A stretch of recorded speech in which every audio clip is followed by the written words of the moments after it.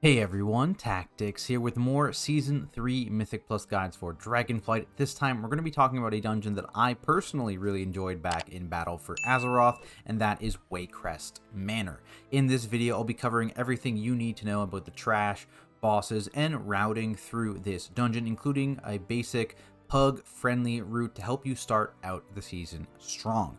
If you are looking for something a bit more visual to go alongside this, do check out my Season 3 Google spreadsheet covering every trash mob ability in every single Season 3 dungeon. That's going to be linked in the description below. And on top of that, if reading something is more your speed or you just want something quick reference on the second monitor, I've actually partnered with Method this tier to bring you guys written guides for every single dungeon. So check that out over on their site. Again, I will link that in the description as well when it becomes available. Now, let's talk WAYCREST Manor here, and there's one significant change that I want to mention before getting into the trash itself that I am personally really happy about, and players that maybe did this dungeon back in BFA may remember, but basically, doors aren't random anymore. Now, when you start a key, every single door is just available and open. You don't have to randomly kind of have a route of ready for whatever door is just open that time you enter the key in. It's going to be consistent.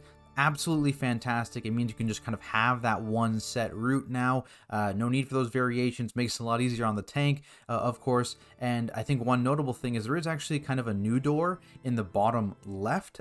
They actually kind of added this pathway all the way through that is open now. So you can basically go all the way to the Heartsbane Triad boss like ASAP. And that's actually the door that I'm going to recommend using in our route. This does mean, though, potentially you could, if you wanted to, go off to the right side of the dungeon and go towards what the boss I'm going to cover third here as your first boss. Again, I don't recommend it, but I will talk about those trash mobs later on in this guide.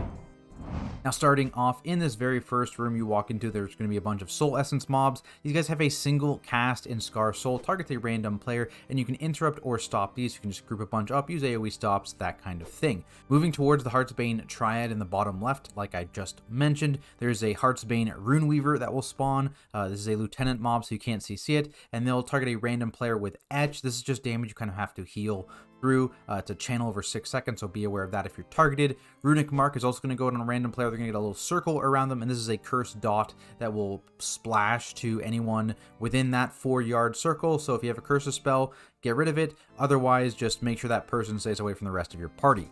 Bewitched Captains are another lieutenant mob in this area. They just have a frontal cone in Shadow Cleave, so tanks, make sure you point this away from the group and then you step out of the effect yourself. They also have a very important interrupt in Spirited Defense, as this will just apply a DR to everything nearby, 50% DR, so quite large. It's also a magic buff though, so if you do miss a kick, you can purge it off. These are often joined by enthralled guards, and these guys are pretty simple mobs. They just have a tank hit in Focus Strike. Those are just physical hits, so it's not particularly scary, though you can use a CC to stop it if you have one. Inside the boss's room, there are Thistle Acolytes and Blight Toads. The Acolytes here, they have a couple interruptible and stoppable casts, both in Infected Thorn, which will target a random player and apply a disease to them that you can dispel, and in Drain Essence, which will apply to the tank and is actually a channeled hit. So both kickable, both stoppable with a CC. The Toads themselves, they will just use Toad Blight on death, which is just a little swirly that you want to get out of, otherwise you'll be disoriented. Also kind of in this general area are Runic Disciples. These are the kind of caster mobs in this area, so they have a random target hit in Runic Bolt, which you'll dump spare casts into, or spare interrupts into rather, and then they have the more important cast in Spellbind. This is a random target hit and silence, so you will want to either interrupt or stop this, and notably the silence is a magic effect, so if this doesn't go on your healer, they can also dispel it off. There's also another witch in this area, the Heartsbane Soul Charmer. You may or may not get these in this area just because of RNG, but basically, you'll want to make sure you kick every single cast of Soul Volley, as that's a big party hit. Any spare interrupts, again, can go into that Soul Bolt cast. And importantly, they'll drop warding candles on the ground, and anything in this candle will take 50% less damage. So you want to make sure you move packs out of these candles, as you're not able to do anything to prevent this cast because this mob is immune to CC. Also on the upper balcony, which we're not going to be going to at all in our route, are Dreadwing Ravens. These guys just have a tank hit in Peck, and we'll also use Pallid Glare, which is disorients if you don't interrupt or stop the cast, so make sure you get all of those. From there, you'll be able to fight the Heartsbane Triad boss fight, and basically this is 3 sisters, and one of them is going to be kind of attackable at any one time, and that is the one that is empowered by the focusing iris. Otherwise, they all have a 99% DR, and basically this empowered sister is going to constantly gain energy, and if that energy bar ever fills up, they will cast Dire Ritual, which is basically a full wipe. So you need to kill them before this happens, and basically the sister will pass the iris to the next sister when they reach 50% health, and then when they die again. So basically you'll be rotating through these sisters twice. This always happens in the same order as well, so it's always going to start out with Selena, then Malady, and then Briar, and then repeat again back with Selena. And basically when empowered, each boss is going to gain a couple abilities. So when Selena is empowered, she'll use Soul Manipulation, which will mind control a random player, damage them to 50% health, and that will break that effect. Just be aware of putting dots on them. At the same time, Aura of Apathy is going to be reducing your healing taken in this phase, so just kind of be aware of that. When Malady is empowered, you want to stay loosely spread because she's going to apply that runic mark, but in this case an unstable runic mark, to every player. So it's going to be dot damage and then an explosion at the end. Curse spells can help to remove some of that dot damage, but if you don't have one, it's not the end of the world, at least in mid-level keys. Make sure also in this phase you are kind of moving or jumping consistently, otherwise Aura of Dread is going to stack up on you, and that can get very nasty very quickly. When Briar is empowered, you need to be aware of the Jagged Nettles random target hit. Use a defensive if you are targeted by this, and healers, make sure that player gets healed above 90% to remove the effect. Also, just in general,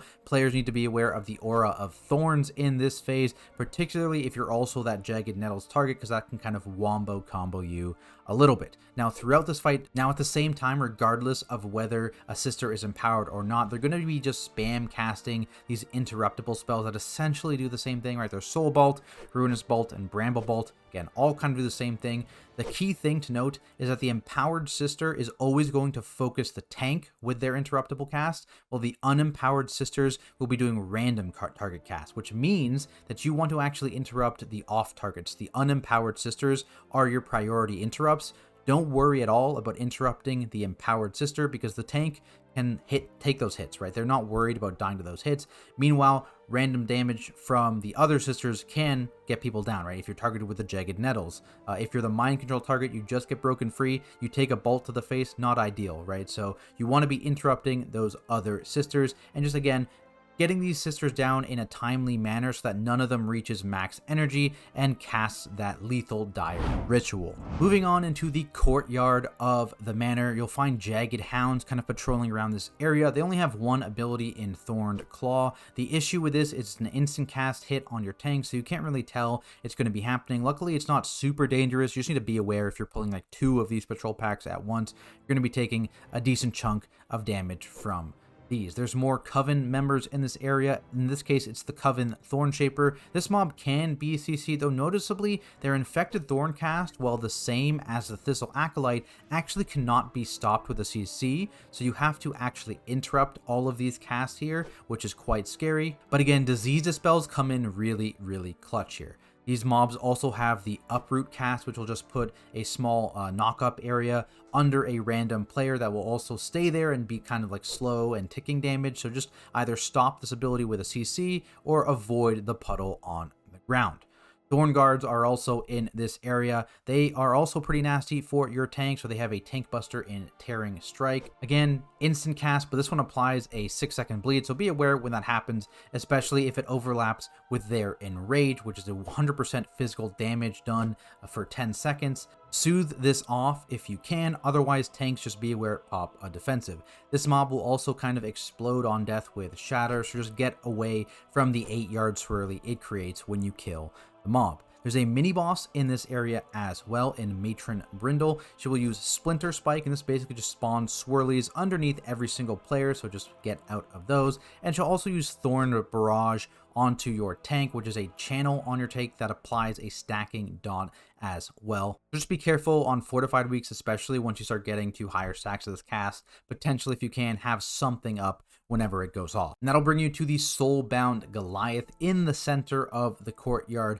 here. Quite straightforward. Basically, throughout this fight, the boss is just going to be gaining stacks of Soul Harvest, increasing his melee attacks against the tank, as well as his tank buster Crush. In order to actually clear these stacks, you need to bring the boss on top of one of the wildfire patches that kind of randomly spawns throughout the room here.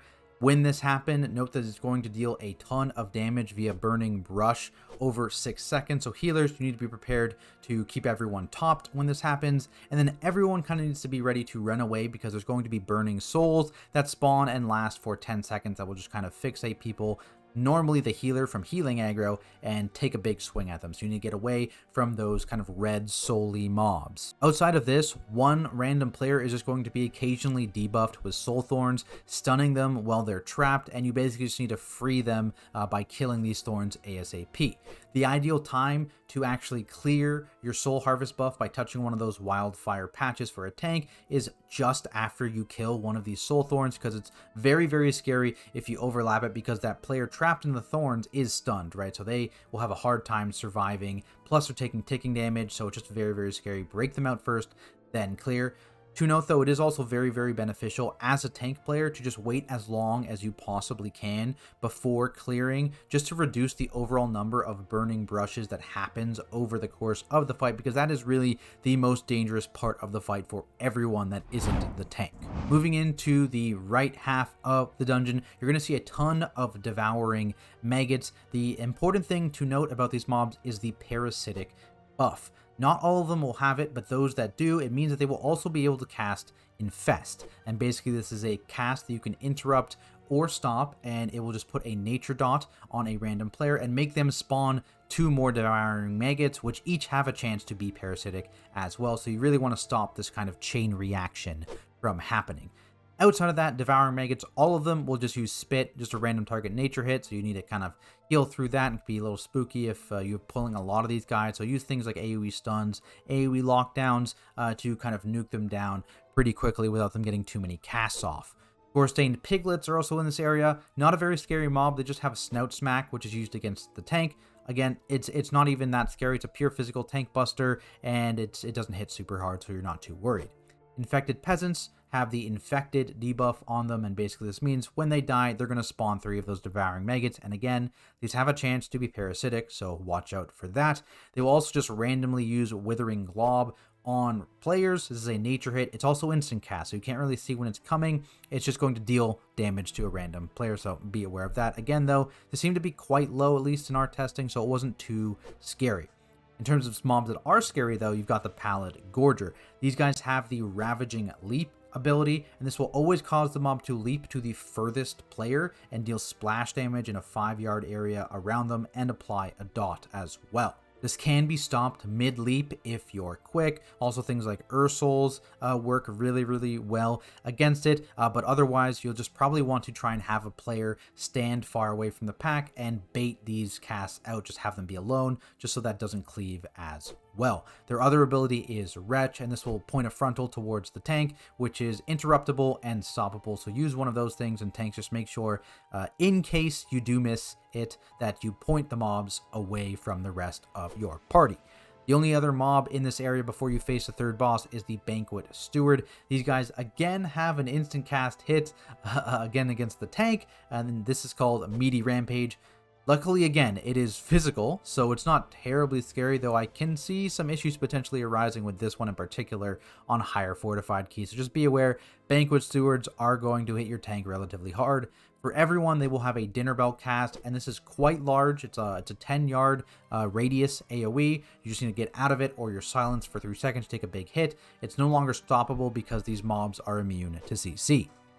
Now, before getting into the boss fight here, this is kind of the part of the dungeon which would connect back to where you would be if you had went right at the beginning of the dungeon instead of going left like we do in this route. So quickly here, I'm going to cover the mobs that are in that area. Again, you will probably never fight this if you use the recommended route, so skip to the boss if you want to see that stuff, but otherwise, Crazed Marksmen are in that area. They are very simple. They just have a shoot cast on a random player, just a random physical hit, often joined by Diseased Mastiff. Also very simple. They have a Diseased Crunch cast, which is just a nature tank hit. This one, instant cast as well. Surprise, surprise. It being nature makes it a bit more scary, though. The real scary mobs in this area are the Maddened Survivalists. These guys have a couple casts to be aware of. The Severing Serpent cast is interruptible and stoppable and applies a poison dot to a random player, so try and interrupt or stop this, or poison the spell if you have it available. Shrapnel Trap will spawn a little circle trap 4 yards on the ground, and you just kind of want to avoid this, otherwise it blows up and deals a bunch of damage. And again, I believe this is stoppable as well. Finally, on the upper balcony on the right side, you'll find Faceless Maiden mobs. They have a couple casts. First is Runic Blade, not interruptible, but you can stop it, and this just buffs the mob with the ability to do additional melee damage as Shadow. This is a magic buff, so you can purge it off if you miss the stop. More importantly, they have a cast called Horrific Visage. This is interruptible or stoppable, and it applies a 4-second fear and does a shadow hit as well to everyone within 40 yards. So this is very, very important in case you accidentally pull these guys through the ceiling. That's happened a couple times on PTR. Make sure you are kicking or stopping that Horrific Visage cast. The boss on this side of the dungeon is Raal the Gluttonous, and this is a stationary boss, so tanks, you need to make sure that you're always in melee range, otherwise Consume All is going to be cast, and that is definitely not ideal. There's going to be a lot of puddles kind of shot out throughout this fight from the Rotten Expulsion cast. This also spawns a bunch of Bile Oozling mobs, so tanks are going to try and pick them up, but obviously they can't leave melee, so if you do get aggro, make sure you run towards your tank so they can easily just grab them. Also be aware, when these mobs die, they do a little 4-yard explosion, so don't be standing in that swirly. There's a little dance on this fight as well with Tenderize. This is basically 3 cones in a row that targets random players and that you just kind of have to dodge back to back to back. I recommend trying to stand a little bit closer to the boss when this happens because, of course, it is a conal attack, so it gets much longer if you're trying to be further from the boss. So just step a bit closer to the boss when this happens. Makes it easier to dodge. Other than that, the boss will occasionally call servants to him, and this just spawns a bunch of ads around the edges of the room that will try and run straight towards him. They're pretty slow, but they can be CC'd, knocked back, slowed additionally on top of their already slow speed, and you just want to keep them from coming to the boss, whether that's perma-CC or by killing them out there. If they do reach the boss, Gluttonous Bile will be applied to the group, which does stack up, so you want to avoid that from happening, though 1 or 2 here and there. Hitting the boss is not going to be the end of the world, but it's going to be much scarier, so try and stop that from happening. Moving into the basement of WAYCREST Manor, you're going to see a lot of familiar mobs that we've talked about already, and only 2 actual new ones. So the first is a Coven Diviner mob. They have a tank hit in Fragment Soul, which, you guessed it, is instant cast. You cannot see it. I don't know what it is with this dungeon and instant cast hits, but it's full of them. This is a shadow hit, and it also applies a 12-second magic dot, so if you see that dot, make sure you do Dispel It, Healers, and this again is one of the more scary ones because it's not physical, it's shadow, so we'll see how this one ends up scaling. Outside of that, if you're not worried about kicking a specific spell from other mobs in the pack, you can use spare kicks on the Soul Bolt cast these mobs have. Also patrolling in the basement is another mini-boss, Matron Alma. These guys have a tank hit in Decaying Touch. Luckily, this one does have a cast time, but this is just a big shadow hit on the tank and a 15% damage taken increase. That is a magic debuff, so again, can be dispelled. Ruinous Volley is a kick you will always want to get. It's just a volley hit on your entire party. Cannot be stopped, of course, because it's a mini-boss, so immune to CC. And finally, a Dreadmark is also on this mob, and this is always cast on the tank. Again, it's just a circle around them that'll explode within 6 yards on expiration. It's a curse, so you can just decurse it if you have it. Otherwise, just stay away from your tank. Once you fight your way further into the basement, you'll be able to fight Lord and Lady WAYCREST. Initially, you'll just be fighting Lord WAYCREST. He's got a couple abilities to be aware of. The first is Virulent Pathogen. This goes on a random player, and it's just a circle around them that will spread if that ever detonates and hits another player. So you just want to move out of the group if you get this debuff,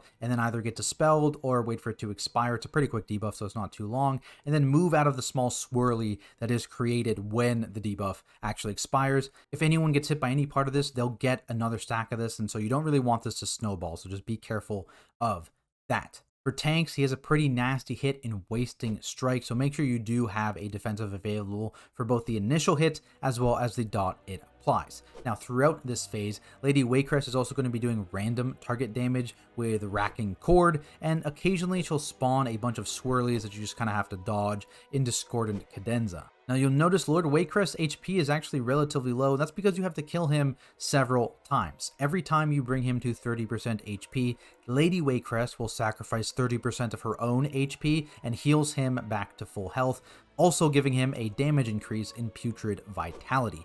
After he gains 3 stacks of Putrid Vitality, so you've killed him 3 times, she will join the fight herself at 10% HP, and you'll be fighting both of them until they're defeated. When this does happen, I recommend focusing down Lord WAYCREST just because the disease and the tank hit are much more dangerous than the interruptible cast in Racking Cord and dodging swirlies. Once you defeated Lord and Lady WAYCREST, one more ad type will spawn. There's going to be a bunch of them that spawn, and these are Gloom Horrors. They have Dark Leap, which is very similar to their Ravaging Leap from the Pallid Gorgers, in that it will always target the furthest player, so you can effectively bait these, though the one thing is these are now kind of programmed to never cast at the same time. So they'll only leap one at a time, one at a time, one at a time, so it's relatively safe to pull all of them at once, assuming you have someone who is willing to bait with a defensive or whatever. Again, these can be stopped midair. Things like Ursuls, things like Disorients, AoE stuns, that kind of thing can stop them mid-leap. And again, if they do leap on a target, it does a splash damage. So make sure you have just one single person out baiting these leaps. But as I mentioned, these are the only mobs between you and the final boss, Gorak Tul, who also spawns mobs similar to this on his fight. So these are called Death Touched Slaver ads, and basically you'll just want to cleave these ads down as the fight goes on. They will need to be CC'd at one point when they begin to try and channel Death Lens on a player, as this CCs the player. So just use a CC yourself on these mobs. Stun, Disorient, anything there will work and stop that cast from going off. These mobs also have a Dark Leap cast, so again, just have one person bait on further away from the group and just have those leaps just go out on them, out on them, out on them. Makes it a lot easier, heavily reduces raid damage compared to if you just all stacked up. Now, the big hit on this boss fight is the Dread Essence cast, which is done at 100 energy on the boss, so make sure if you have a person available, you use it here. This will also resurrect and heal all unburned Death Touch Slaver ads. So you want to make sure you have one player in charge of picking up these small circles of alchemical fire that kind of spawn on the ground,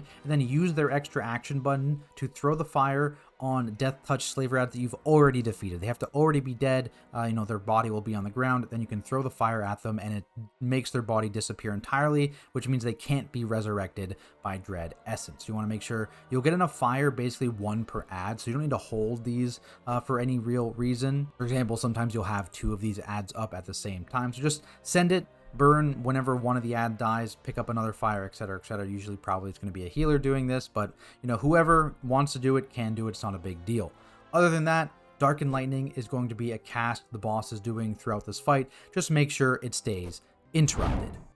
That's it for the dungeon walkthrough. Now let's talk routing, and like I mentioned, now much simpler because all of the doors are open when you actually get into the dungeon every single time, so you can kind of just follow one single route. Again, this isn't going to be a route that's going to be the #1 fastest route, best route for the start of the season. This is something that's straightforward. There's no weird skips. There's no giga pulls.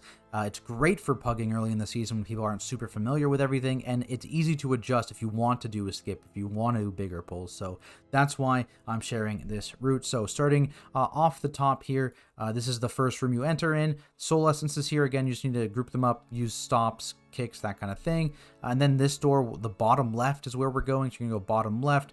This mob is going to spawn. This is going to be patrolling into you. And then once you kind of bait this first frontal from the captain, that's kind of when I would recommend heading out here towards the Sissel Acolyte. Just make sure someone is going to get that Bewitched Captain kick. Otherwise, there's nothing really else to do in this pack, which is why you're going to drag this 3-pack over here to these guys. And then you can fight the boss. then you can come back out the way you came, move up, you can do a nice big pull here. These guys are going to be kind of patrolling around upstairs and they come down the stairs, so just be aware they might not be here initially, but basically there's going to be 2 captains in this pull here, this one and this patrolling one, so just kind of be aware again when that pack comes in. And then there's just 1 disciple. Everything else is just a guard, so they're really just hitting your tank for some physical damage, so not a big deal here.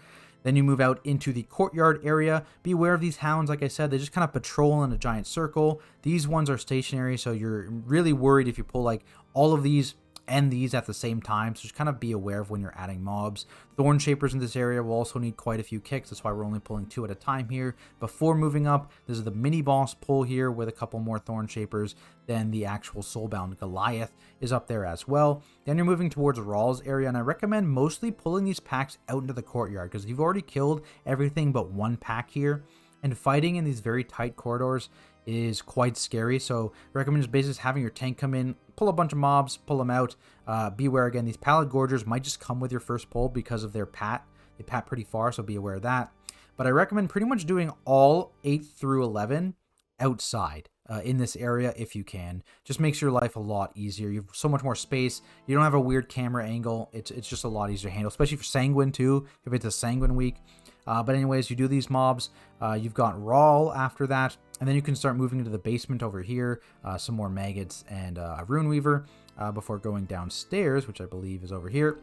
Now beware, Matron Elma does patrol in this area. I'm going to recommend skipping her and instead pulling these 2 packs together here. There's a captain with 1 kick.